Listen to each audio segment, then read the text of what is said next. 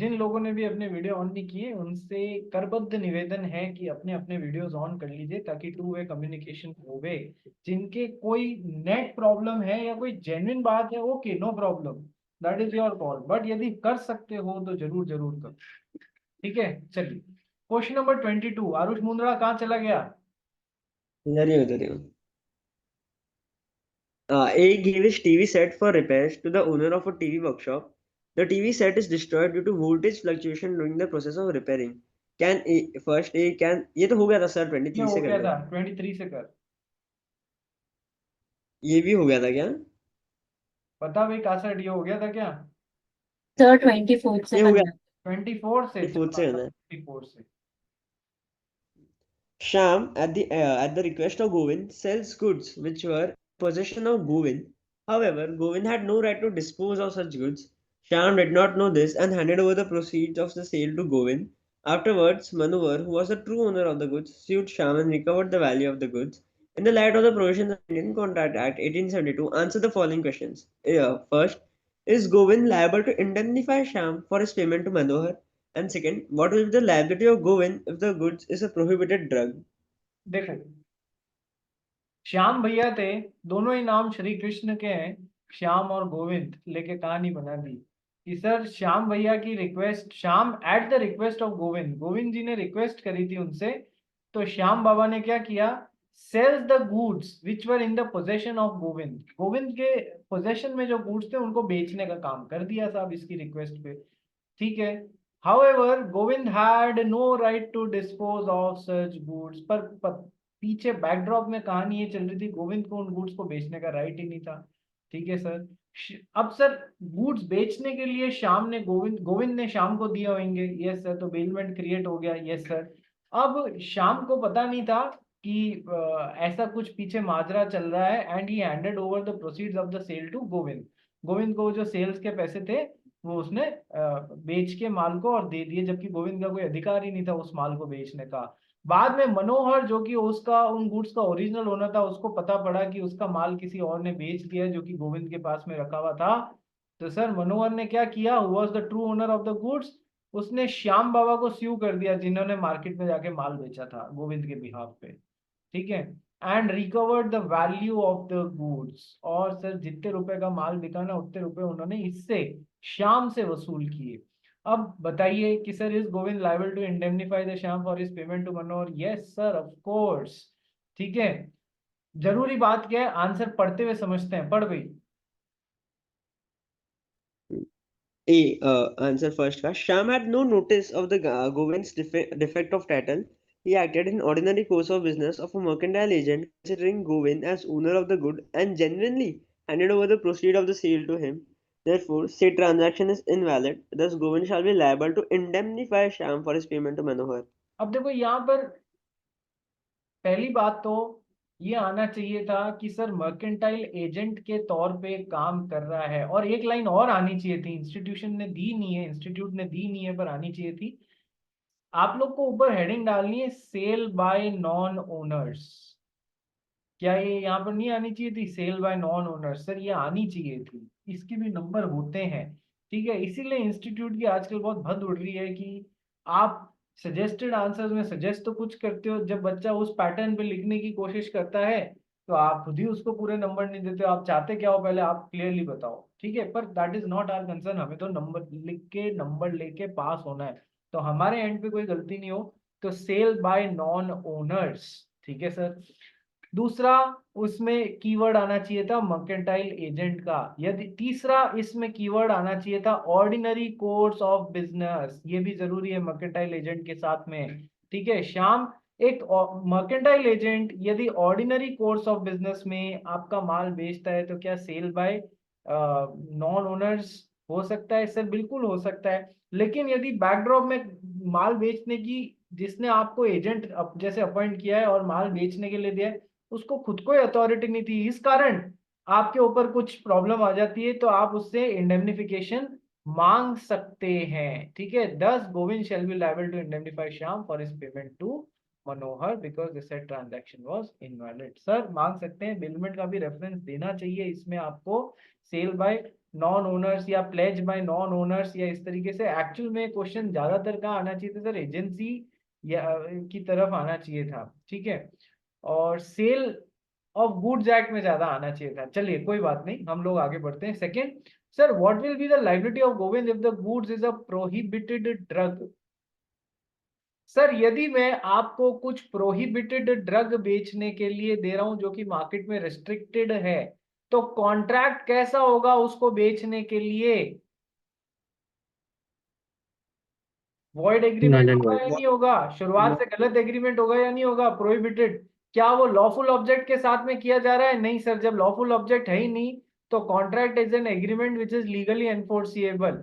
Lawful object वाला है ही नहीं तो सर ये पार्ट आया ही नहीं, ये पार्ट आया ही नहीं, तो ये कैसा एग्रीमेंट हो गया सर? वॉइड एग्रीमेंट हो गया, शुरुआत से गलत एग्रीमेंट हो गया। जब मान लो हमारे श्रेया कर्नावट ने श्रेया बियानी को अपना एजेंट इसलिए बनाया कि जा मैं तेरे को ये चरस और गांजा दे रही हूँ, ये बेच के आ, ठीक है, इस वजह से बना दिया। और इसने भी हाँ बोल दिया चलो मैं चरस गांजा बेचूंगी, ओके, अपने कॉलेज के बाहर खड़े हो गए, लो लो ये ऐसे जो भी है, ठीक है। तो सर ये किस चीज के लिए कि सर लॉफुल ऑब्जेक्ट नहीं है इसका, तो जब ये कोई कॉन्ट्रैक्ट हुआ ही नहीं तो सर अब पता पड़ा कि वो चरस गांजा श्रेया कर्नावट का था ही नहीं, वो तो किसी और से उसने उठाया हुआ था, उसका माल था, जो उसको भी वो कहते हैं ना शैंडी लगा दी और खुद वो माल बेचने के लिए किसी और को दे दिया। तो what will happen boss? Sir सीधी सी बात है कि सर ये कॉन्ट्रैक्ट वैलिड ही नहीं है। जब ये कॉन्ट्रैक्ट वैलिड है ही नहीं, वॉइड एग्रीमेंट है, तो सर इसने इसमें केस किया। सर क्या ये भी इस पे केस कर सकती है कि मेरा माल था? सर पहली बात तो ये भी केस कर नहीं सकती, दूसरी बात ये भी इससे इंडेमनिफिकेशन डिमांड नहीं कर सकती क्योंकि इस कॉन्ट्रैक्ट का लॉफुल ऑब्जेक्टिव था ही नहीं। आइए पढ़ते हैं सेकंड का क्या आंसर लिखा है। Govind shall not be liable to indemnify Shyam as selling of prohibited drugs is a prohibited act and against public policy. Not having lawful object or lawful consideration is against public policy. So no contract is formed and it will be a void agreement. तो कोई किसी को इंडेमनिफाई करने के लिए liable नहीं होगा। सम्यक घूम के आ गया बाहर? हाँ सर। कहाँ गया था? हाँ सर, एक एमयूएन कॉन्फ्रेंस में। हम्म, हाँ, मॉडल यूनाइटेड नेशंस से पुणे में था वहाँ। अच्छा चलिए कोई बात नहीं। तो तेरा जो भी लॉस हुआ है वो पुराना कवर करके रिकॉर्डिंग से और मेरे को इन्फॉर्म करना, ठीक है। हाँ सर। ये this is your duty. Daily basis पे जितने लेक्चर्स तूने कवर कर लिए हैं वो रोज मेरे को इन्फॉर्म करने का, आज मैंने लेक्चर नंबर ये और ये कवर कर लिए हैं, ठीक है। चलो डन। क्वेश्चन नंबर 25 पढ़ भाई Aarush Mundra.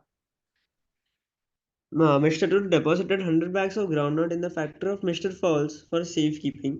Mr. Falls mixed the groundnut bags with the other groundnut bags in the factory with the consent of Mr. Truth and consumed it to produce edible oil. First the question, whether Mr. Truth is entitled to claim his share in the edible oil produced under the provisions of the Indian Contract Act 1872, and the second, what will be the consequences in case the groundnut bags were mixed without the consent of Mr. Truth under the above said act? देखो बहुत simple सी बात है, question ने बहुत बड़े बड़े hints दिए हैं आपको। क्या कि सर मिस्टर ट्रुथ ने अपने 100 बैग्स मिस्टर फॉल्स की फैक्ट्री में ग्राउंडनट के बैग्स रखवाए थे। माइंड इट, ग्राउंडनट के बैग्स थे, ये बहुत बड़ा हिंट है। ग्राउंडनट खुली ग्राउंडनट नहीं थी कि किलोज में, बैग्स थे उसके, ठीक है। चलिए नेक्स्ट, सेफ कीपिंग के लिए रखाए थे, ओके। अब मिस्टर फॉल्स ने वो मिक्स कर दिए groundnut bags with other groundnut bags in the factory with the consent of mister truth. तो सर जो बेलमेंट हो रहा है उसमें यदि गुड्स को with the consent of the baler mix किया जाता है तब तो कोई प्रॉब्लम नहीं है। जो दोनों का संयुक्त माल है, कंबाइंड माल है, उसमें दोनों का प्रोपोर्शनेट इंटरेस्ट हो जाएगा। वैसे तो it is the duty of the bailee not to mix the goods, but if the goods are mixed with the consent of the baler then both the parties will have proportionate interest in the mixture. ये पढ़ा हुआ है अपन ने, yes sir. Now whether Mr. Truth is entitled to claim a share in edible oil produced under the provisions of the Indian Contract Act, पहला question ये है। तो sir proportionate interest है तो mister Truth is entitled to claim a share in the edible oil produce, जो भी उसका proportionate interest है, शेयर है, वो क्लेम कर सकता है। Second question, and consumed it to produce edible oil, सबको वो पीस के और उसने ग्राउंडनट ऑयल बना दिया, मूंगफली का तेल बना दिया, जो अपने घर में मोस्टली काम लेते हैं लोग खाने पीने के काम में, ठीक है। Second, What will be the consequence in the case groundnut bags were mixed without the consent of Mr. Truth under the above act? अब यदि गुड्स को मिक्स कर दिया जाता है विदाउट द कंसेंट तो दो बातें होती है, यदि गुड सेपरेबल है तो क्या होगा और यदि गुड सेपरेबल नहीं है तो क्या होगा। If the goods are separable तब कोई प्रॉब्लम नहीं है, बस सेपरेट कर दो और जो भी एक्सपेंस ऑफ सेपरेशन है या डैमेजेस है इस कारण वो कौन बेयर विद करेगा सर, बेली, क्योंकि विदाउट कंसेंट मिक्स हुए हैं। तो अब यहां तक भी बस सेपरेशन की कॉस्ट बेयर विद करनी होती है, इससे ज्यादा कुछ नहीं होता है। But if the goods are not separable, bags जैसे नहीं होते और खुली होती तो फिर क्या होगा, तो फिर bailor has a right to be compensated by bailee for loss of the goods. ठीक है, नाउ क्वेश्चन सेकंड की सर अब क्या यदि बिना कंसेंट के मिक्स किए होते, in the light of the given facts as mixture of goods were consume to produce oil. Sir ये भी तो दे रखा है कि सर बैग्स में तो थे लेकिन बाद में सबको क्रश करके क्या किया गया, कंज्यूम कर लिया गया एडिबल ऑयल बनाने के लिए, अब थोड़ी ना कोई सेपरेबल होंगे। ठीक है, and so it cannot be separated and therefore mister False shall be liable to compensate mister Truth. ठीक है, उसके लिए जो भी कंपनसेशन होगा वो उनको देना पड़ेगा। तो एक एक लाइन इंपॉर्टेंट है, consumed it to produce oil, मतलब वो मिक्स हो गया, बैग वाली स्थिति भी नहीं रही। ठीक है, चलिए कोई ऐसा है जिसको समझ में नहीं आया हो? सृष्टि, जिया वोरा, अक्षित कासर, दर्ज जैन। जिया वोरा तेरी तबीयत ठीक है अब या अभी भी गड़बड़ है? नहीं सर, अभी भी बीमार हो थोड़ी। अरे बाप रे। जश शाह वीडियो ऑन नहीं करता है। दिशी अग्रवाल, अरे दिशी अग्रवाल बोलने पे करती है, बोलोगे नहीं तो उसको दीन दुनिया से कोई मतलब ही नहीं है। कविश, कविश हमारा बिजी है कविताएं लिखने में, वो कहता है नहीं नहीं। मुझे लॉ की डिस्टरबेंस नहीं चाहिए। माय नेम इज अरे sir, Kavish, I only deal in कविताएं, I don't want to be a public speaker. भले ही मैं कविताएं लिखता हूं तो क्या। जिया जैन, हाँ सर। हाँ wish you a very belated happy birthday. Thank you sir. हाँ, सबने चॉकलेट खाई इससे या नहीं खाई, या ये बड़ी ही मीगर है, चॉकलेट भी नहीं खिलाई सबको। चलो कोई बात नहीं। सर कविश का भी बर्थडे था। क्या बोल रहा है बेटा, कविश का भी बर्थडे था? मैंने चॉकलेट वाली बात पे मैं बोलने वाला था, फिर चॉकलेट वाली बात बोल दी तो इसलिए चुप रही। अच्छा, तो कविश ने तो सबको कविताएं बांट दी होंगी चॉकलेट की बजाय। हाँ चलो आ जाओ मेरा बेटा, मेरा कहने का मतलब ये, please switch on your video so that it will be a two way communication, समझो बात को। नेक्स्ट क्वेश्चन आरटीपी का है, सितंबर 24 में आया हुआ, चलो कोई बात नहीं। अब इसको करते हैं, अच्छे से पढ़ो इसको, Aarush Mundada. Mr. Stephen owns a chicken farm near Gurugram, where he breeds them and sells eggs and live chicken to retail shops in Gurugram. Mr. Fleming also owns a similar farm near Gurugram. During the same business, Mr. Fleming had to go back to his native place in Australia for 1 year. He needed money for travel, so he had pitched his farm to Mr. Stephen for 1 year and received a deposit of 25 lakhs and went away. At that point of time, the stock of live birds was 1 lakh and eggs 10,000. The condition was that when Fleming returns, he will repay the deposit and take possession of his farm with live birds and eggs. After 1 year, Fleming came back and returned the deposit. At the time, there were 109,000 live birds, increases due to the hatching of eggs out of 10,000 eggs he had left, and 15,000 eggs. Mr. Stephen agreed to return 1 lakh live birds and 1 lakh 10,000 eggs only. Should the duties Mr. Stephen as pawnee and advised Mr. Fleming about his rights in the given case. Sir क्या होता है यदि आप किसी को कोई चीज pledge कर रहे हो या उस प्लेज गुड्स में कुछ इंक्रीज होता है, जैसे अपन ने बेलमेंट में पढ़ा था ना, that if there is increase in bailed goods it also needs to be return.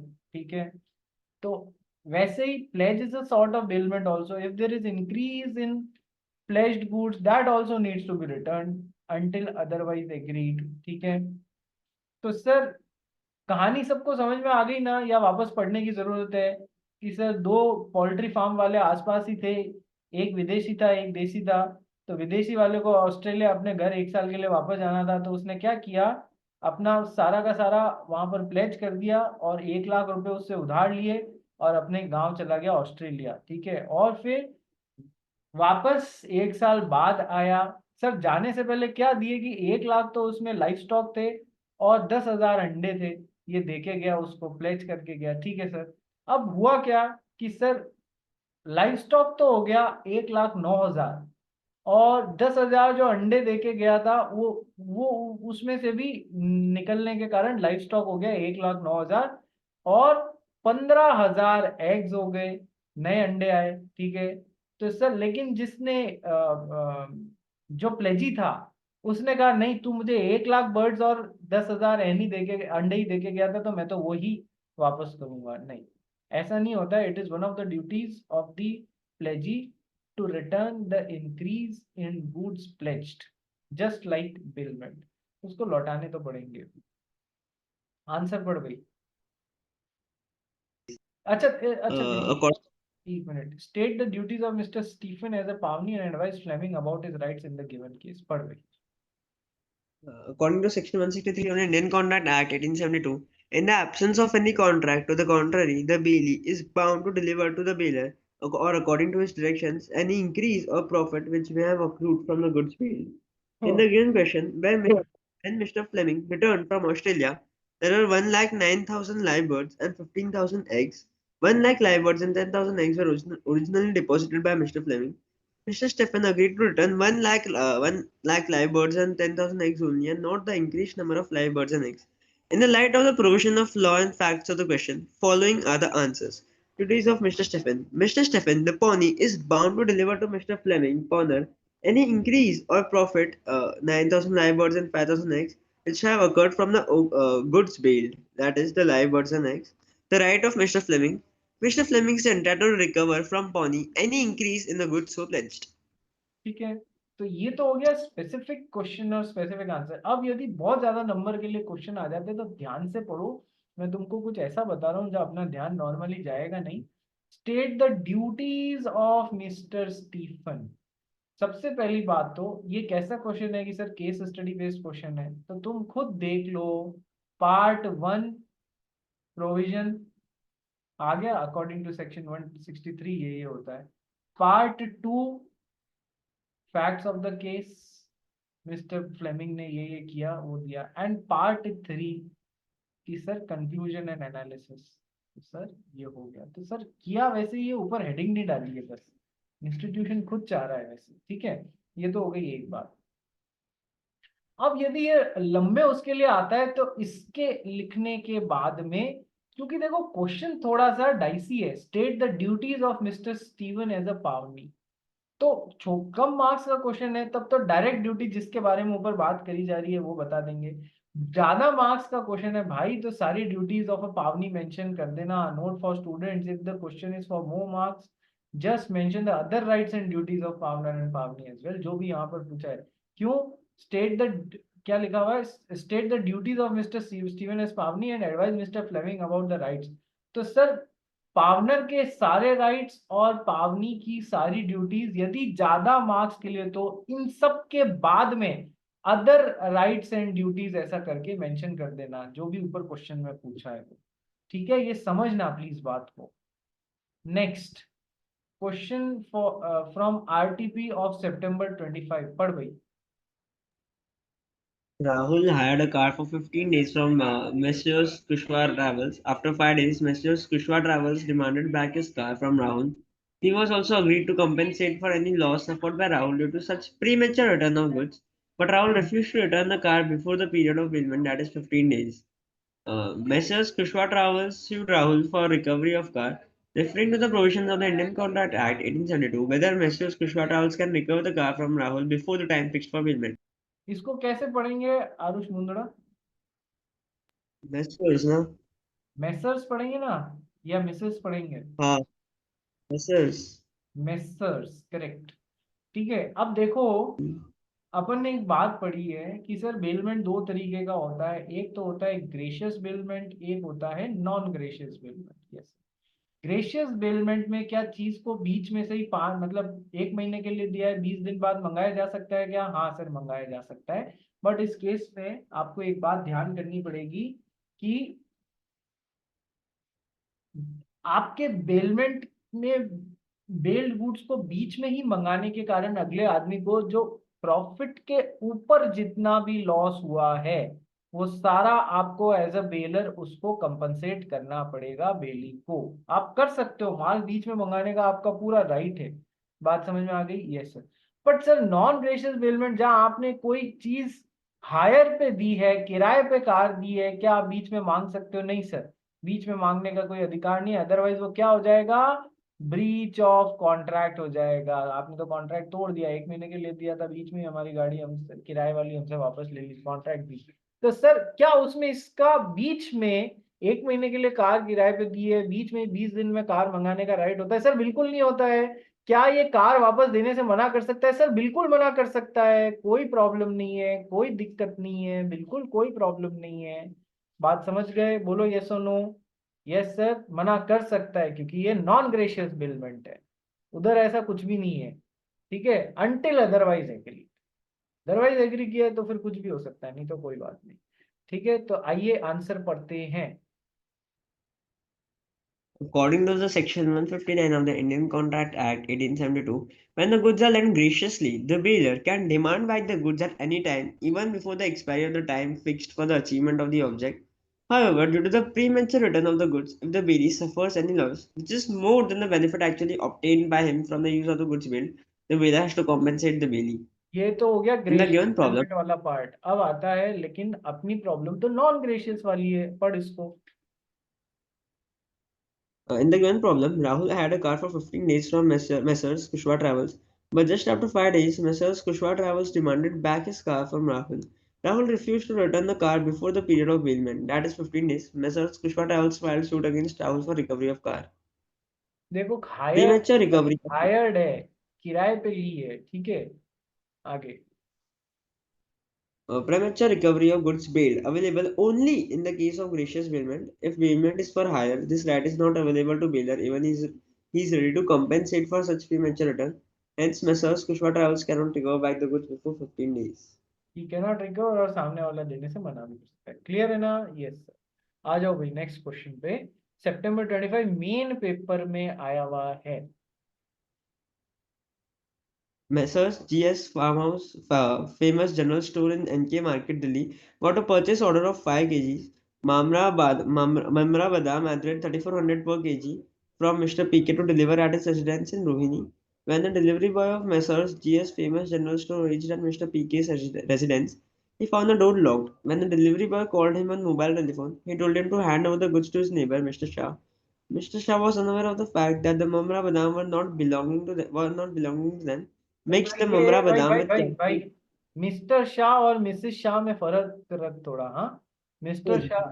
ठीक sorry. है, तो जब हाँ हाँ डोर लॉक था ना, डोर बंद था, तो उसने फोन किया, सर आपने ऑर्डर दिया था 5 किलो मामरा बादाम का, आपका डोर बंद है। तो उसने कहा पड़ोसी मिस्टर शाह के घर पे पकड़ा दो। तो फिर क्या हुआ, मिसेस शाह रोल मतलब एक्शन में आई, मिसेस शाह। यहाँ से पढ़। Mrs. Shah was unaware of the fact that the Mamra Badam were not belonging to them. नीचे क्या लिखा है? Mixed mixed. Mix the Mamra Badam with California almond. When Mr. Shah told her that Mamra Badam were belonging to Mr. PK, she again packed the 5 kg Mamra Badam and delivered it to Mr. PK. This fact came to light when Mr. PK returned the packet to Messrs. GS Famous General Store by saying that it is not up to the quality and he refused to accept the packet. In the above circumstances, what is the remedy available to Mr. PK according to the provisions of the Indian Contract Act 1872? देखो माल, काम वही है, देखो statement वही आएगा, duty not to mix the own goods with bailed goods. पड़ोसी को पकड़ा देना बेलमेंट ही हुआ कि जब मैं जाऊंगा तब ले लूंगा उनसे, तो पड़ोसी के पास में क्या हुआ, बेलमेंट हो गया ना। Yes sir. सर यही, यदि देखो इसमें से दो क्वेश्चंस बन सकते हैं। कैसे? एक तो जनरल प्रिंसिपल्स पे, एक स्पेशल कॉन्ट्रैक्ट पे। मान लो मिस्टर शाह का घर 13 नंबर था और उनके पड़ोसी का घर 14 नंबर था, मतलब डिलीवरी 13 पे देनी थी, लेकिन डिलीवरी बॉय गलती से 14 नंबर पे पकड़ा के चला गया। तो फिर क्या होगा, उसको पता नहीं था कि वो गलत मकान पे पकड़ा रहा है। ठीक है, तो फिर सर यहां पर क्या हो गया, goods delivered by mistake. Goods delivered by mistake, mistake वाला टॉपिक आ रहा है या नहीं आ रहा है? Yes sir. तो ऑटोमेटिकली क्या बन जाएगा, एक क्वासी कॉन्ट्रैक्ट बन जाता है या नहीं बन जाता है? यस सर, कि सर ये माल वापस इनको या तो इसको या फिर ओरिजिनल जिस दुकान से आया उसको लौटाना पड़ेगा। और यदि इन्होंने खा लिया, कंज्यूम कर लिया या फिर नहीं लौटा रहे हैं तो फिर उसका पेमेंट करेंगे। That is what is the quasi contract. ठीक है, वहां पर होता गलती से क्वेश्चन की लैंग्वेज पे ध्यान देना, तो गलती से पास वाले पे डिलीवर कर दिया, पर यहाँ कोई गलती नहीं हो रही थी। इस वाले केस में जो अभी क्वेश्चन अपन ने पढ़ा है उसमें गलती नहीं हो रही थी। उसमें तो सिंपली क्या हो रहा था कि जब वो 13 नंबर पे डिलीवर करने गया तो वो डोर लॉक्ड मिला। ठीक है, तो फोन किया इसके मालिक को, बोला पड़ोसी के यहाँ पकड़ा दे यार, मिस्टर शाह के यहाँ पकड़ा दे। ओके, मिसेस शाह को ध्यान नहीं था कि ये उनके नहीं है। उन्होंने तो लिया पैकेट, सोचा होगा हस्बैंड ने भिजवाए हैं, ले जाके अपने मामरा बादाम को अपने कैलिफोर्निया बादाम के साथ में मिक्स कर दिए। अब जब किचन में काम नहीं किए हुए होते हैं ना, तो ही ऐसी गड़बड़ी होती है। ठीक है, किचन में काम करना और कैलिफोर्निया आलमंड्स और मामरा बादाम के बीच में डिफरेंस करना जरूरी है।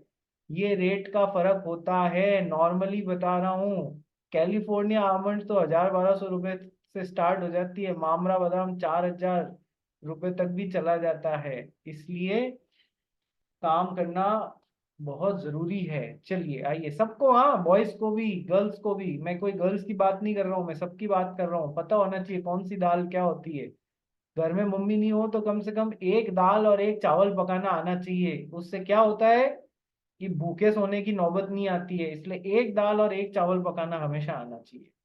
ठीक है, चलिए आ जाइए। अब उन्होंने, अब आगे क्या हुआ कि सर उन्होंने खुद के सस्ते बादामों के साथ में वो महंगे बादाम मिक्स कर दिए। जब उनको पता पड़ा कि ये तो गलती से मिक्स हो गए, तो उन्होंने क्या किया, इसी में से मिक्सचर में से 5 किलो बादाम का एक पैकेट बना के पड़ोसी को पकड़ा दिया। पड़ोसी को लगा कि ये वही पैकेट है जो कि दुकान वाले ने भेजा। उसने कहा नहीं, ये पूरे मामरे बादाम नहीं है। ऐसा कह के उसने रिटर्न कर दिया ओरिजिनल मालिक को, वो जो दुकानदार था उसको रिटर्न कर दिया कि नहीं भाई ये तो नहीं थे। तो अब पूरे केस में मिस्टर शाह का मकान, जो पड़ोसी का मकान, क्या है, वो बेलमेंट हो रहा है या नहीं हो रहा है? यस सर, बिल्कुल बेलमेंट हो रहा है। It is the duty of the bailee not to mix the goods with own goods. अब मिक्स कर दिए हैं तो कंसेंट से किए हैं क्या? नहीं सर, कोई कंसेंट से नहीं किए। विदाउट कंसेंट किए तो गुड सेपरेबल है क्या? सर सेपरेबल थे पर सेपरेट नहीं किए गए, ऐसे ही वापस पैकेट बना दिया गया। तो सर अब जिसका भी लॉस हो रहा है उसके लिए मिस्टर शाह या मिसेस शाह जो भी हैं बेली, उनको सामने वाली पार्टी को कंपनसेट करना पड़ेगा। आंसर पढ़ भाई। According to Section 157 of the Indian Contract Act 1872, if the bailee, without the consent of the bailier, mixes the goods of the bailier with his own goods in such a manner that it is impossible to separate the goods bailed from the other goods and deliver them back, the bailier is entitled to be compensated by the bailee for the loss of goods. According to Section 160 and 161, it is the duty of the bailee to return or deliver, according to the bailier's directions, if the goods bailed without demand as soon as the time for which the users were bailed, as soon as which they were bailed, has the purpose of which they were bailed has been accomplished. Section 160. If by the default of the bailee the goods are not returned, delivered, or tendered at the proper time, then he will be responsible to the bailiff for any loss, destruction, or deterioration of the goods from that time. In the given question, Mrs. Shah mixed Mamra Badam with California Badam bailed by Mr. PK and then packed without information and delivered it to Mr. PK. Assuming that Mamra Badam once mixed cannot be separated, as she mixed two different kinds of almond, Mr. PK is entitled to be compensated by Mr. Shah. He cannot return goods to Messrs. GS Famous General Store. देखो बहुत बहुत conceptual question है ये। Sir इन्होंने तो क्या किया कि सर बेली ने गुड्स मिक्स कर दिए, इनके पास में वो पैकेट पहुंचा तो इनको लगा गलत माल भेजा है, तो इन्होंने जीएस जनरल स्टोर को रिटर्न कर दिया। सर ये ऐसा नहीं कर सकते हैं, इनका राइट इसके खिलाफ है, इनका राइट इसके खिलाफ है। ठीक है, ये माल इधर रिटर्न नहीं कर सकते, इनका राइट इसके खिलाफ है। क्या ये बात समझ में आई? Yes sir. इसमें मेन रोल सेक्शन 157 का है। 160 और 161 पता नहीं इंस्टीट्यूट ने जबरदस्ती में मेंशन कर दिए हैं, बट सर ठीक है, कोई प्रॉब्लम वाली बात नहीं है। तो mister PK is entitled to be compensated by mister Shah. It is the duty of the bailee not to mix the bailed goods with own goods. He can not return goods to messrs GS famous general store. उनको नहीं लौटा सकते। ठीक है, चलिए next question की तरफ चलते हैं। आरटी, हाँ दर्श जैन बोलो। सर मेरा ऐसा डाउट नहीं है, बट वो जो क्वेश्चन है और वो एग्जैक्टली सेम वे में आंसर लिखेंगे तो सारे मार्क्स मिलेंगे ना, तो देखो बस वही अब पूछना। इसमें अपन और पॉन्डर अपॉन करते हैं कि सर सेक्शन 157 का तो रोल पक्का समझ में आ गया ना, कि sir it is the duty not to mix the goods with own goods. Yes, यहाँ तो कोई प्रॉब्लम नहीं है ना। अब देख क्वेश्चन 16 इंस्टीट्यूट ने अपने आंसर में 160 और 161 क्यों मेंशन किया, एक बार ये समझने की कोशिश करते हैं। देखो, it is the duty of according to section 160 and 161, bailee को रिटर्न करना होता है या डिलीवर करना होता है as per bailor's direction the goods build without demand, बिना मांगे गुड्स को देना होता है as soon as the time for which they were billed has expired or the purpose for which they were billed has been accomplished। वो उस समय बाहर गए हुए थे तो बोला पड़ोसी के पास में रखा दो, तो जैसे ही पड़ोसी आए पता पड़ गया आ गए हैं तो वापस रिटर्न करना होता है। यदि गुड्स को रिटर्न नहीं किया जाता है तो फिर उसमें कोई भी लॉस होता है वो सारा का सारा बेली का होता है। बिना मांगे गुड्स रिटर्न करना होता है, नहीं किया इस कारण उसमें कोई डिटोरिएशन हो गया। अब क्वेश्चन की तरफ वापस पढ़। क्वेश्चन में Mrs. Shah was unaware of the fact that Mamra Badam were not belonging to them, mixed the Mamra Badam with California almond। तो ये तो मिक्सचर वाला 157 को कैटर कर जाएगा। फिर मिस्टर शाह ने बताया कि अरे ये अपने नहीं थे, ये मिस्टर पीके के थे, तो उसी में से उन्होंने 5 किलो मामरा बादाम पैक करके वापस उसको लौटा दिए।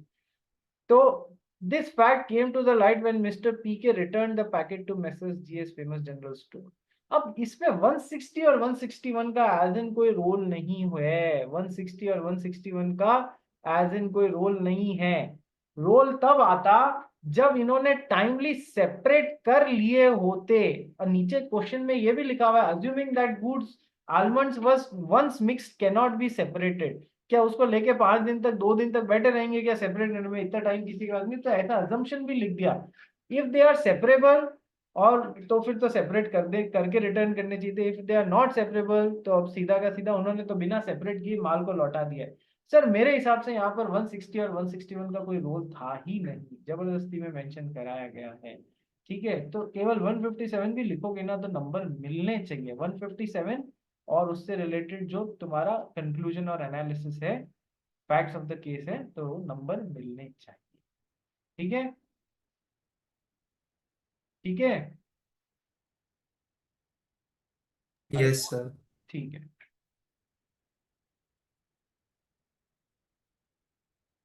चलिए नेक्स्ट क्वेश्चन की तरफ चलते हैं। पढ़ भाई आरुष मुद्रा, थोड़ा धीमे पढ़ ताकि लोगों को समझ में आए। Mr. Ramesh delivered his gold ornaments to a jeweler, Mr. Arun, for polishing. Arun kept the ornaments in the locker of his shop and locked the premises before leaving.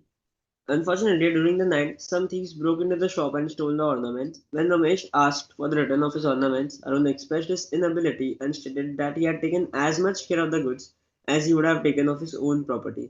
Ramesh, however, claimed compensation for the loss on the ground that the ornaments were delivered under a contract of bailment and that the bailee was bound to return them. Decide, under the provisions of the Indian Contract Act 1872, whether Arun is liable to compensate Ramesh. देखो sir, कहानी तो बिल्कुल सीधी है कि एक जने ने अपने गुड्स अपने ज्वेलर को दी कि उसमें से नई चीज बना दे। ज्वेलर जब शाम को गुड्स को अपने ताला चाबी में अच्छे से प्रॉपर रीजनेबल केयर में रख के गया, उस रात उसके यहाँ पर चोरी हो गई। अगले दिन जब ये सब हुआ तो उसने अपने गुड्स वापस मांगे। बेलमेंट तो हो ही रहा था, ठीक है। बेलमेंट में it is the duty of the bailee to take reasonable care of the goods. कितना डिस्कशन किया हुआ है अपन ने रीजनेबल केयर पे, किया हुआ है या नहीं किया हुआ है, कि सर उतनी केयर जितना कि एक गिवन सेट ऑफ सर्कमस्टांसेस में एक पर्सन खुद के गुड्स का of the same nature, same kind, same वजन वगैरह जो भी बोल लो, सिमिलर नेचर के गुड्स का, खुद के गुड्स का जिस तरीके से एक जना अपना ध्यान रखता उसी तरीके से उसका बेल्ड गुड्स का भी केयर करना होता है। That is what is the reasonable care. क्या उसने किया था? हाँ सर उसने किया था, उसने प्रॉपर ताला चाबी में रख के गया था, कोई बाहर खुला छोड़ के नहीं गया था, ठीक है। फिर भी चोरी हो गया। अच्छा, यदि किसी बेली ने reasonable care of the goods लिया, उसके बावजूद गुड्स का नुकसान हो जाता है, तो वो गलती बार होता है या नहीं होता है? हाँ सर।